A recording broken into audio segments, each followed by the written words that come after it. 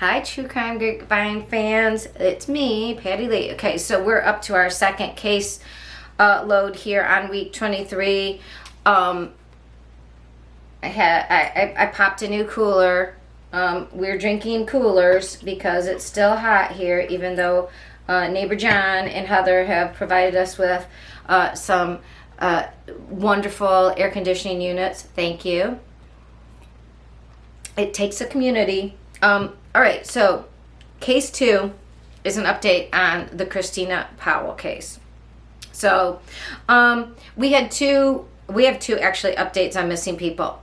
When I did my live, I did a case about a girl named Georgia Lynn Hayes from Ohio. She was a 20-year-old TikTok sort of, she had 10,000 followers, and she was missing. Well, guess what? She was found in Columbus. She needs to stay in contact with her mom a little bit more. There's not a lot to the story except she was found. So, and a lot of missing people, that's the unfortunate thing. They go missing a few days and they don't tell their family, but maybe nothing happened. And then we have something like the Christina Powell update. So our other update about a missing person from that I spoke about on my live, Christina Powell, Chrissy, 39 years old. She's the woman from San Antonio, Texas, that was seen on a Ring camera leaving her house July 5th. She was late to work. She had called into work to say she was going to be late. She left her house in a hurry. She left her Apple Watch, her phone, she needed it was reported some medication that she needed. Now, we're not sure. Was that insulin, maybe? I think it was something like that. I don't think it could be thyroid. I think it's something that she needed, like insulin, or something that if she didn't have it, it would affect her life. That's my guess. I don't know. And I'll tell you why I say that. So, she's been missing since July 5th. She said she was going to be to work. It was 7 miles away, and she never got there. Her 12-year-old was left at home.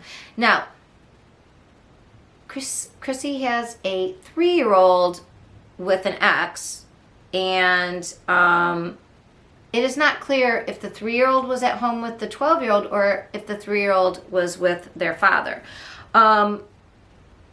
She was found just this past week. So there is a parking lot in San Antonio near this highway, and the attendant, there was a security guard, who said, hey, this car has been parked here for over a week, or for at least a week, I guess. He said about a week. So, and this was Saturday. So about a week, and he noticed a woman sitting there, and when he walked closer, he noticed a foul smell, and we all, if you're into true crime, you know about decomp, and so the police discovered her. She was in the front seat, but the passenger side. And it was her car, the 2020 Rogue, in the passenger seat. Deceased. They took possession of the body. They're going to do an autopsy. They don't know anything, but they said it didn't look like there was any trauma to the body. And her purse was found right with her. So that was convenient, right? So the car was there for a week. Now, let's do some mathing, friends. July 5th. And then the car was there for a week. And it was found July 22nd. So, I wrote this down. So it was found on the 23rd it was called in. That is 16 to 18 days unaccounted for. 16 to 18 days. Where was she for 16 to 18 days? Now, I know what could get me. Now, she had started this job a week before, which is interesting because if you remember the Cassie Carley case, she had just started a job a week before. She had to do the pickup with Marcus and never went anywhere after that. We don't know where her 3-year-old was. What we do know from her mother is that she said, yeah, she fought with her ex. They were on and off again. They fought like cats and dogs. And there was a text message, I guess, that was retrieved that showed them arguing on the Sunday, July 3rd, before she went missing. But her mom was like, yeah, they had that kind of relationship, you know, passionate, which I wish people would understand that fighting isn't always, passionate isn't always like hot. Sometimes it's indicative of there's trouble. But we're not victim shaming here. I mean, she wasn't living with him. But I know what would get me to run out of the door quickly is if somebody was watching my child, because apparently the mom didn't think the ex could be in trouble, because she said, here, let me tell you the quote. Oh,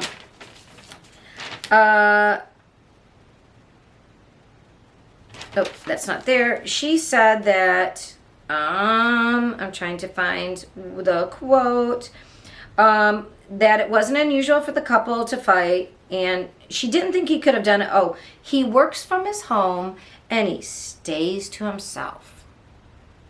Now, true crime fans, how many times have we heard about the really nice guy, the quiet neighbor who keeps to themselves?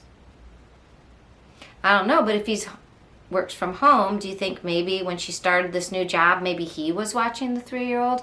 And do you think maybe what could get her running out of the house and forgetting everything and telling work she was going to be a little bit late? Maybe an emergency with her child? Maybe a call from, like, oh my God, you got to get here, your baby. And she was like, oh my God, okay. That would make you run out of the house with only your purse. You might forget everything because you were getting ready, trying to read, and someone's like, oh my God, this happened. You better get here. Okay, I'm on my way.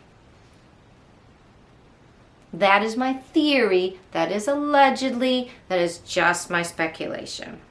I don't know anything about this. I know that she had an ex. I know that they fought. I know that she's missing. I know that she was missing for a number of days. Would he be aware that she had a medical condition that she needed medicine for? What is that medical condition? Did she have type 1 diabetes? Did she need to have insulin? And would she go into a diabetic coma if she didn't have insulin? And then, wow, if you're in a diabetic coma and you just left in your car and then it's 104 degrees each day, what do you think happens then? Did you really kill the person, or did you just drop them off? See, that's what I'm saying. Who knew she needed the medicine? Who could get her running out of the house when she was late for a job when she'd only had it for a week? What makes a mom run? And then who would know that if she didn't have that medicine? Now, my big suppositions are, I don't know what her medical condition was. Was it needing insulin? Could she have a diabetic coma? Would somebody who wouldn't otherwise be willing to kill somebody do it that way? I don't know. My questions are, where was the 3-year-old? We don't know. The 12-year-old was at home. In fact, he answered the door when the lady from work came to check on her because she never showed up. What was her medical condition? We don't know. Again, if it was insulin, I have questions. And was there a custody fight? This falls under a category that we've seen so many times on the true crime grapevine, right? Cassie Carly is an example of this. The man in from California, Tyler Adams, whose girlfriend slash baby mama was found unalived in her car in Mexico, and then there was a baby girl involved. There are many examples where there's a custody fight. Of the case in Colorado where the man unalived the girlfriend with the baby, and he was going to take off with his new chickie, the chickie who helped provide him with an alibi. I mean, and of course, we have our August case coming up in the Piketon County massacres, all about what? Getting a 3-year-old. People, be careful who you have babies with. And with what happened with Roe v. Wade, it's going to be a lot tougher, right? Be careful who you make babies with.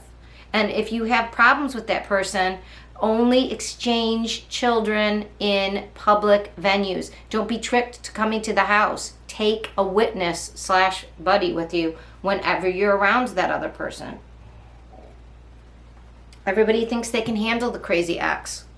Please be safe out there. I always say in the true crime grapevine, what can we learn? So, yeah. We will find out more. Again, the authorities, guess what they're saying? You want to make a guess? Go ahead and guess. I'll give you a minute. Yeah, you're right. They're saying they don't suspect foul play. Right, because everybody's just missing for, almost 2 weeks and then is in the passenger seat of their car.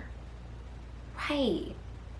That's not suspicious at all. Again, but we're going to give the San Antonio police a break because, as we say, on the True Crime Grapevine, as I now say, it seems like the defense is always plead not guilty even if you were caught red-handed, and the prosecution stateside is always, the very first thing is, it doesn't look suspicious. It doesn't look like there was foul play. That's just the go-to first thing until they figure out what's going on. But true crime fans, I think we know.